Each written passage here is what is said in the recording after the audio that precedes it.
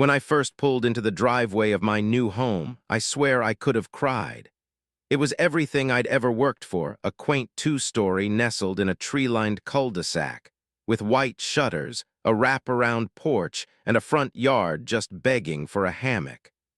The sun was dipping behind the rooftops that evening, casting this golden glow over the entire street.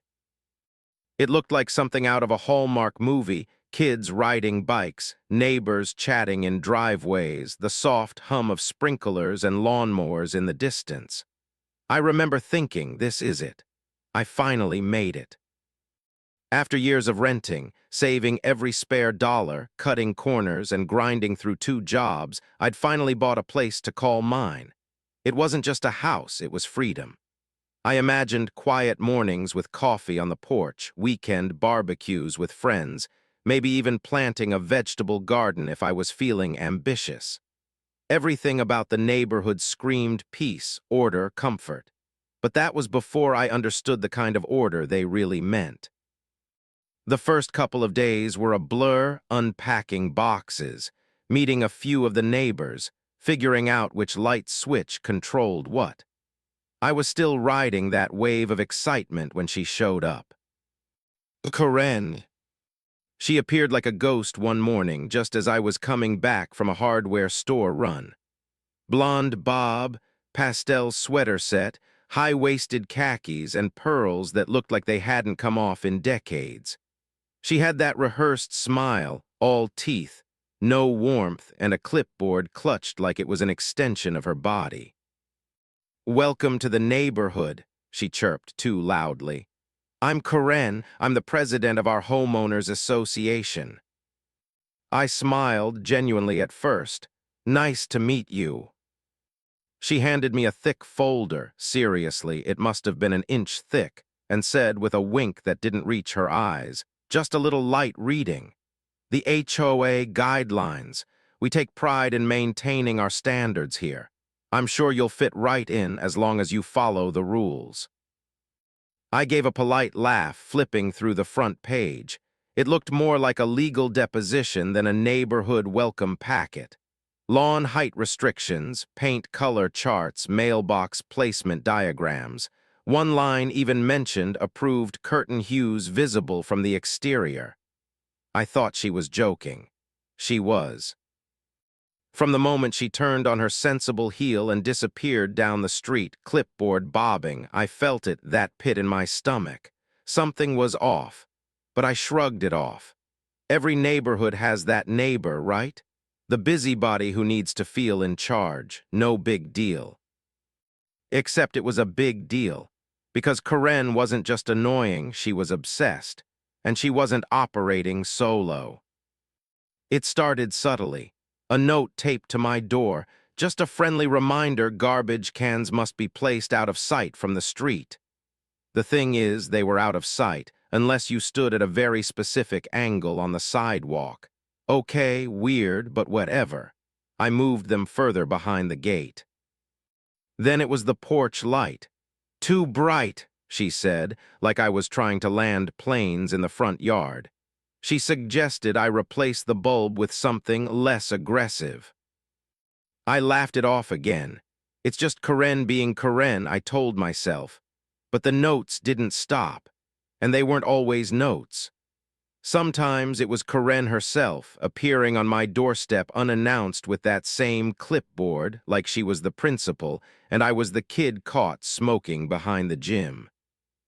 "I noticed your grass is just a touch over regulation height," she'd say, tapping her pen against her lip like she was concerned. "Don't want to rack up any fines, do we?" It wasn't until I walked into the HOA's monthly meeting that I realized just how deep her influence ran. The board members, 5 of them, seated like some suburban tribunal, barely looked up as I introduced myself. I raised the issue of Karen's overreach, the relentless notes, the fact that my paint colors were already pre-approved during escrow. They looked nervous. One mumbled something about just doing her job. Another changed the subject entirely. That's when it hit me. This wasn't just one woman on a power trip. Karen was the HOA. They didn't just tolerate her, they followed her. Whether it was fear or loyalty or apathy, I couldn't tell yet. But what I could tell was that I was alone. And worse, I was a target. Maybe it was because I was new.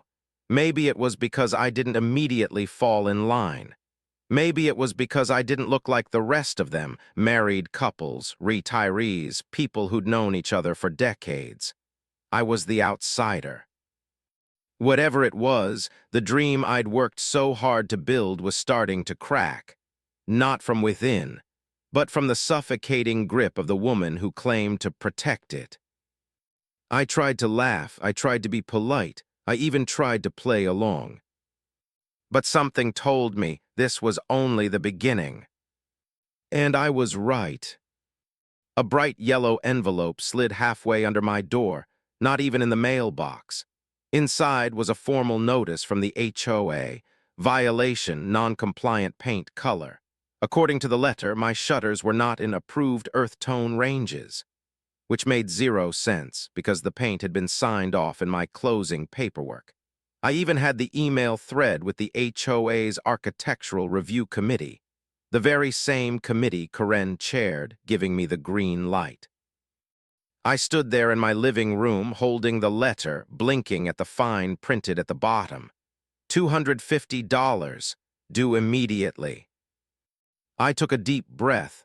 Okay, mistakes happen, right? Maybe this was just a clerical error. I emailed the HOA with my documentation, expecting them to clear it up. No reply. 3 days later, another notice. This one had a photo of my house attached, zoomed in, angled weirdly as if someone was crouching behind my rose bushes to take it. The violation stood. The fine increased to $500. I hadn't even gotten a response. That was the moment I stopped pretending this was anything other than what it really was. Harassment. I started noticing more. Way more. Like how Karen would walk her little Pomeranian, Snickerdoodle, past my house every morning at 6 a.m., stopping to stare at my yard for full minutes at a time. I installed a motion light by my driveway, nothing fancy, just basic security, and she reported it within 2 days as disruptive to the visual cohesion of the neighborhood. Next came the letters about my unkempt grass, which was mowed religiously every Saturday. Then a warning about unregistered outdoor furniture, my bench swing, a bench on my porch, apparently not on the approved furniture registry. That's a real thing, by the way. It was buried in a 20-page addendum in the HOA guidelines. But the moment I knew things had truly gone off the rails was when I came home from work and found her. On my property, clipboard in hand, bent down, measuring my flower bed. She didn't even flinch when I pulled into the driveway. Just stood up slowly, smiled, and said, "We've had a few concerns about your edging." I didn't respond, I just stared at her. I think I was in shock. She waved a hand like she was swatting a mosquito. "It's nothing serious. I'm sure you'll handle it." And then she walked off, like she belonged there, like she had every right in the world to treat my home like her kingdom. That night I called the HOA board again. No one picked up. I left voicemails. I sent emails. I even hand-delivered a letter with photos and the previous approvals for my house. Silence. Either they were terrified of her, or they were part of it. Then came the $1,200 fine.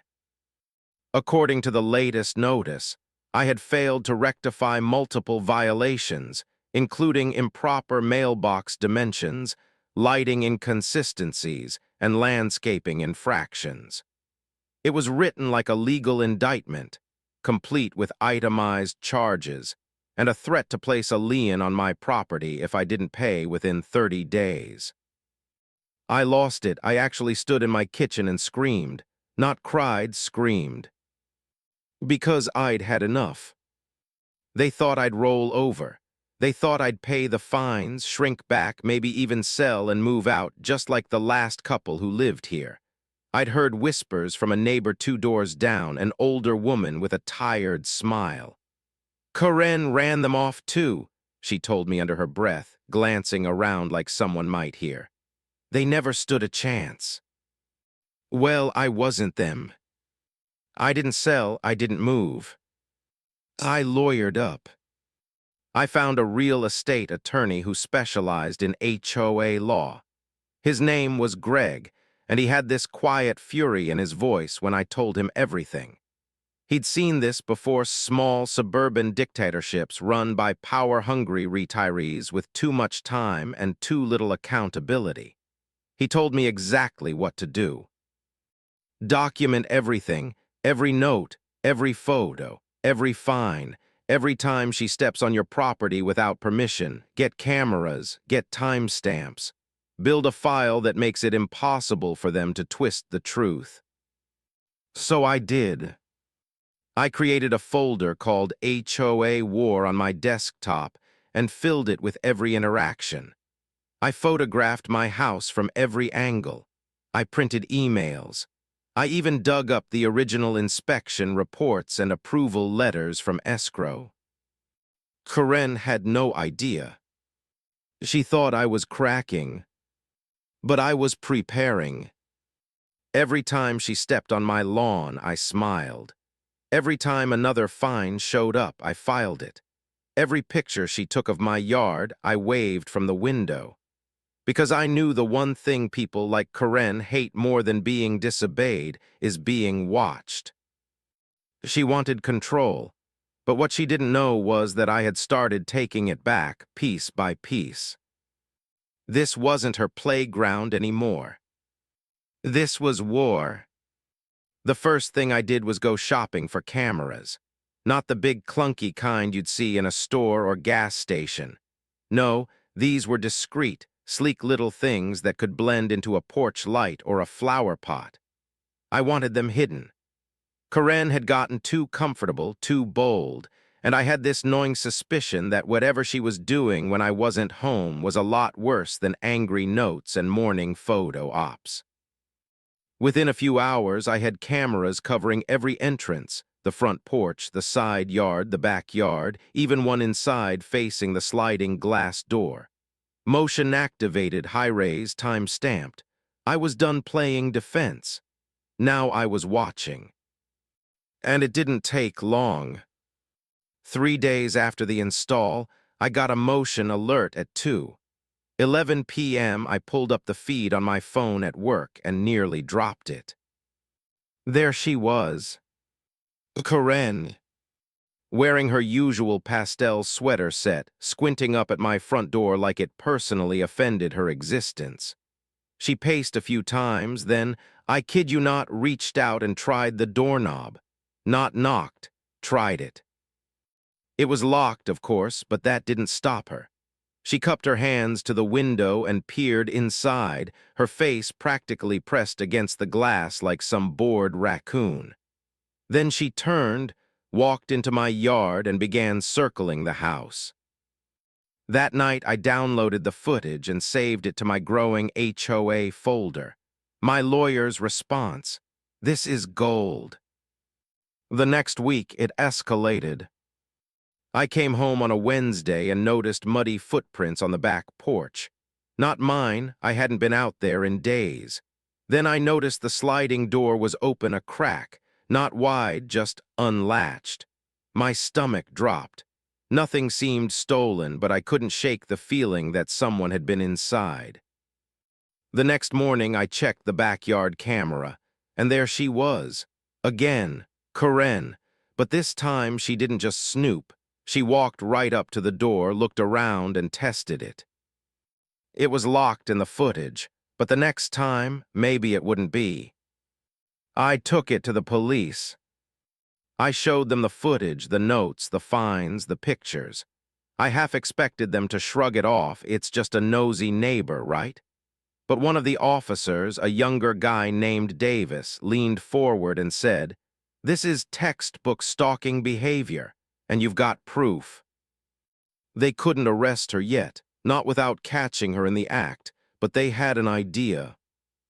"You going out of town any time soon?" Officer Davis asked. "Not really."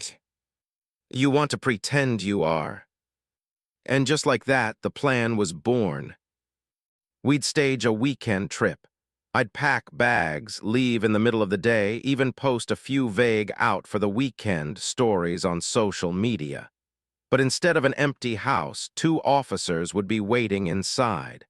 Karen wouldn't know a thing. I'll admit the idea made me nervous. It felt risky, like dangling bait and hopping the predator takes it. But I trusted them. And honestly, I was ready. I was tired of the paranoia, of looking over my shoulder, of jumping at every creak on the porch. So I bought groceries, tidied up the house, made it look lived in but slightly unguarded.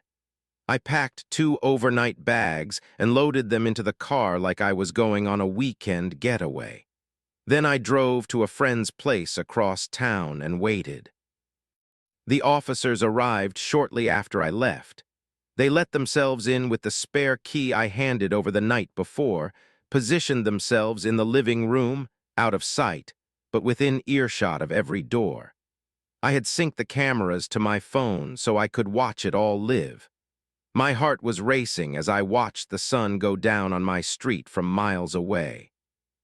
Hours passed, nothing. Then, just after noon the next day, I got the alert. "Motion detected, front porch." I held my breath and opened the app. And there she was. Karen, clipboard in hand, sweater set.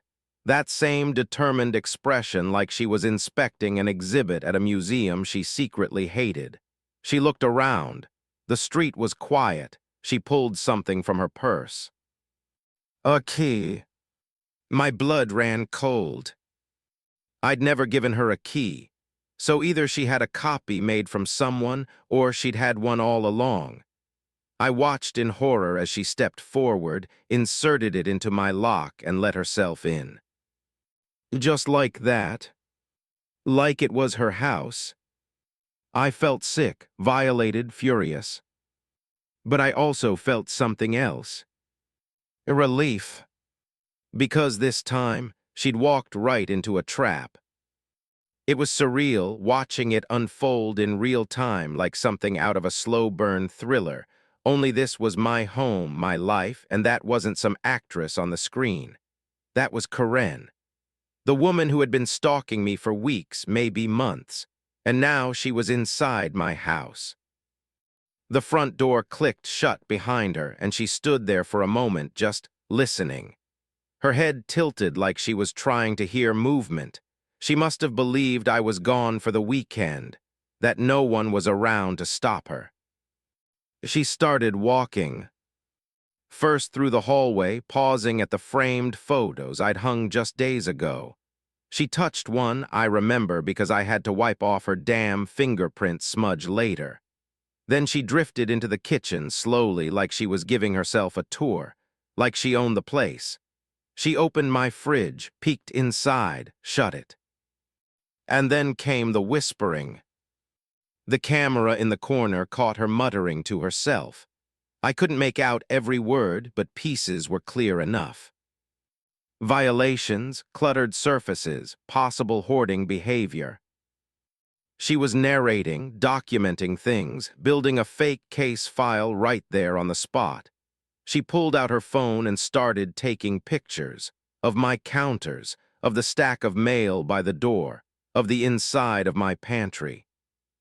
Then she headed down the hall. The officers, positioned just out of sight in the living room, waited. I'd seen the floor plan marked out. They knew exactly where she'd go and what would trigger the moment to step in.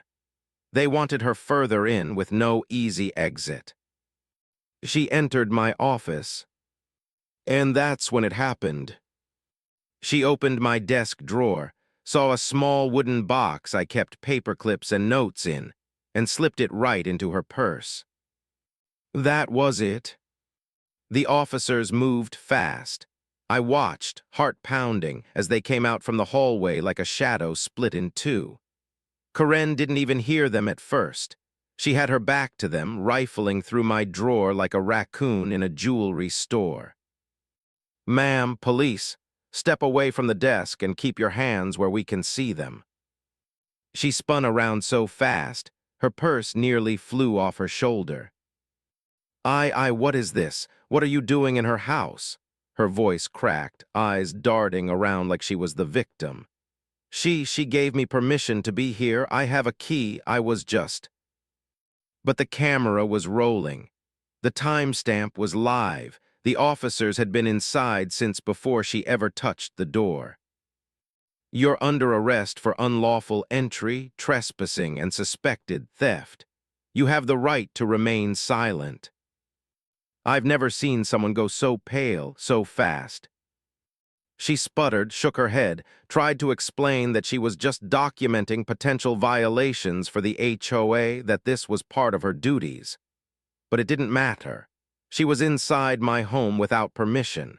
She used a key she was never authorized to have, and she stole something. No committee could save her now. The officers cuffed her right there in the hallway, beneath the photo collage I'd made of my family, and escorted her outside. I watched the whole thing from my phone. Karen being walked down my driveway in broad daylight, her pearls slightly askew, her mouth opening and closing like a fish gasping for air.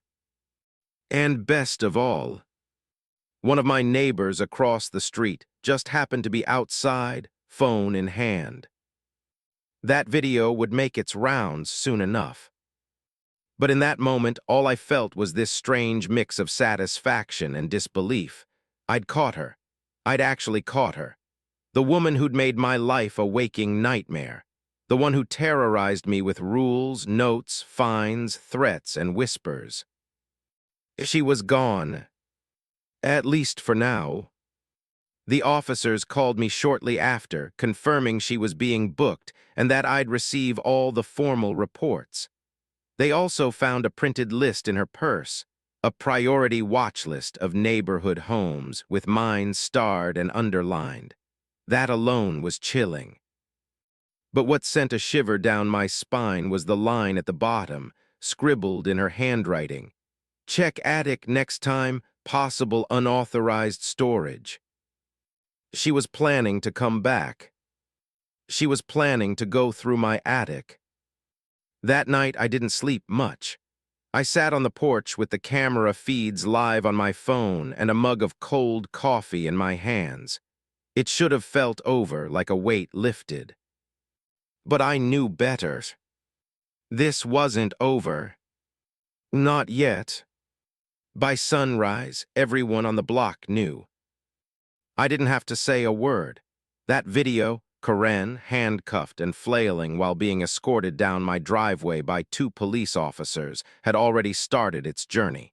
First through text messages, then into the neighborhood Facebook group. And by the end of the day, it had leaked onto a local community watch page with the headline, "HOA President Arrested After Allegedly Breaking into Resident's Home." By the next morning, it had over 12,000 shares. People I hadn't even met yet were waving at me from their porches, some cautiously, some with this odd sense of relief, like I'd just taken down the neighborhood monster. A woman I'd never spoken to before, 2 doors down, always wore oversized sunglasses and kept to herself, actually knocked on my door and said, "Thank you. You did what none of us could." Karen had been untouchable for so long that most people gave up even trying to fight her, but not anymore. She'd been charged with trespassing, unlawful entry, and petty theft. Apparently, that little box she stole from my drawer, which only had some post-its and a keychain inside, was enough to tip the scales into criminal territory. The key she used to break in? Still a mystery. The police suspected she'd either copied one during a repair visit or kept one from the previous owners without disclosure. Either way, it was damning. The HOA, on the other hand, went completely silent. No statement, no apology, no emergency board meeting. Just eerie silence like they were collectively holding their breath and hoping it would all blow over. But I wasn't going to let that happen. I posted a video.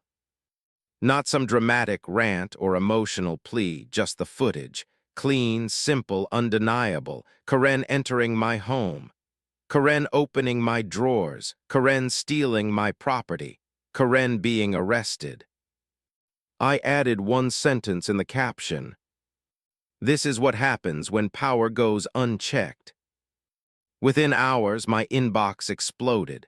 Messages from neighbors, DMs from people across town, even a few reporters requesting interviews. The video didn't just strike a chord, it hit a nerve. Everyone had their own version of a Karen. Everyone had dealt with power-tripping HOA presidents or neighborhood tyrants who made their lives miserable. And now they had a face to attach to that collective frustration. Suddenly, my quiet little cul-de-sac was the epicenter of suburban justice. And Karen, she was nowhere to be found. Her house sat dark for days. No cars, no porch lights, no snickerdoodle. Rumor had it she was staying with a friend while everything settled down. But things weren't settling. If anything, they were heating up.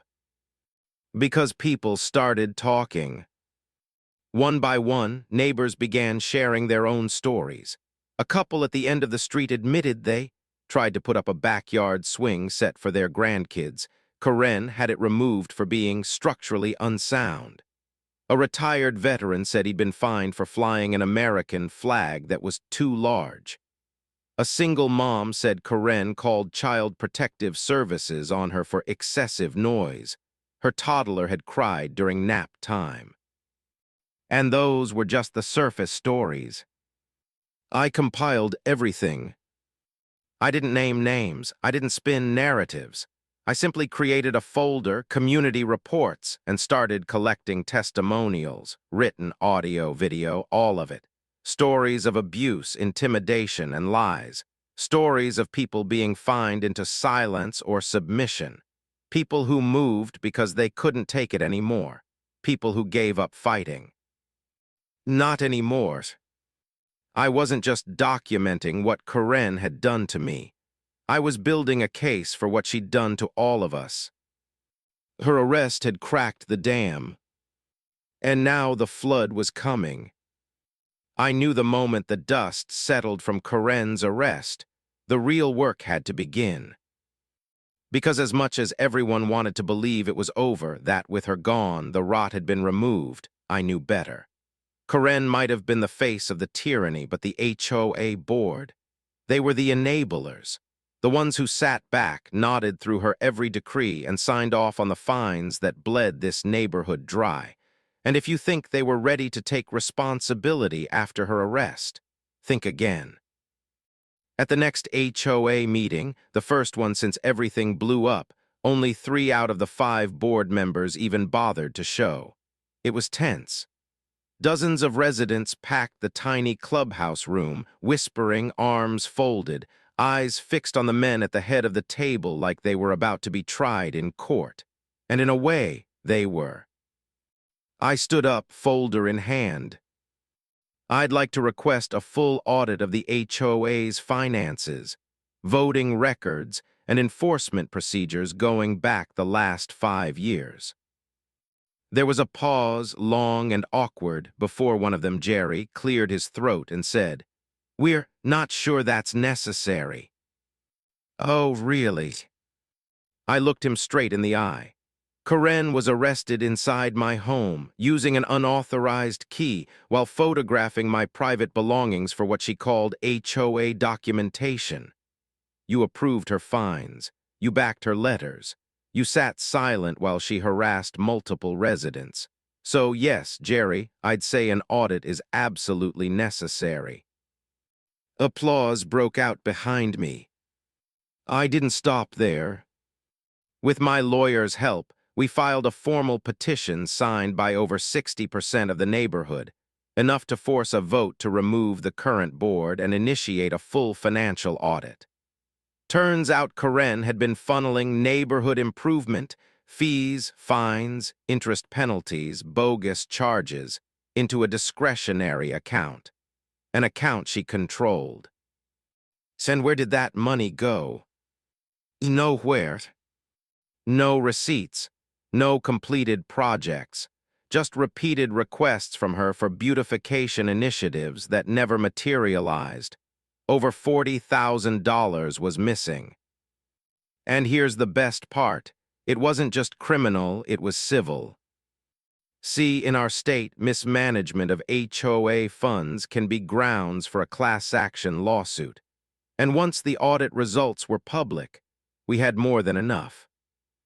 I announced my candidacy for the board a week later.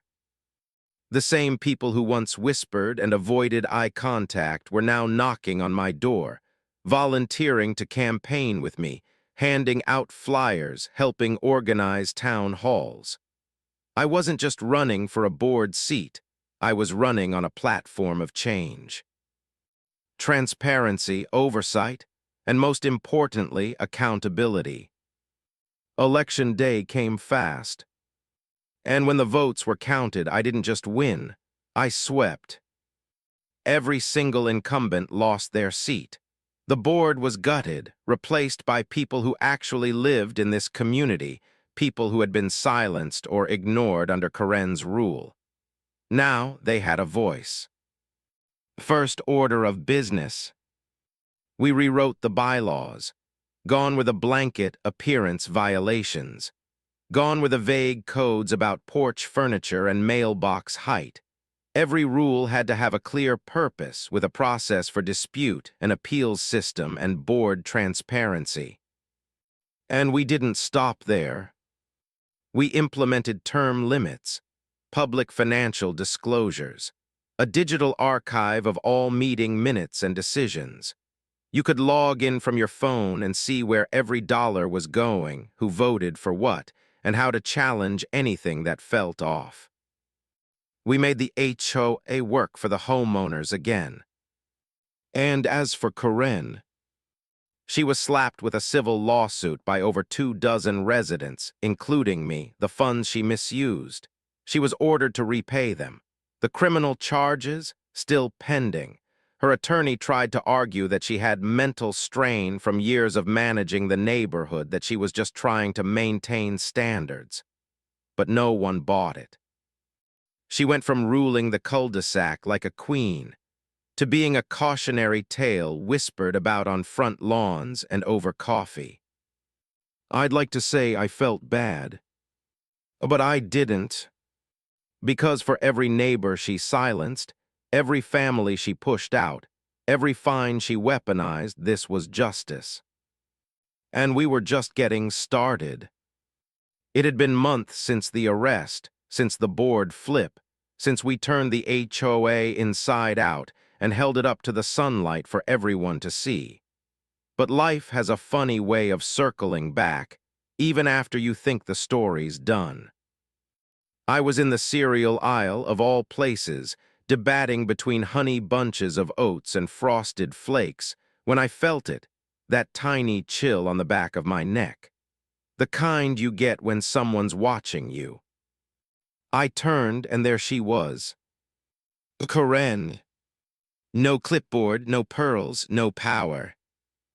She looked smaller somehow, not physically, but there was this hollow quality about her now.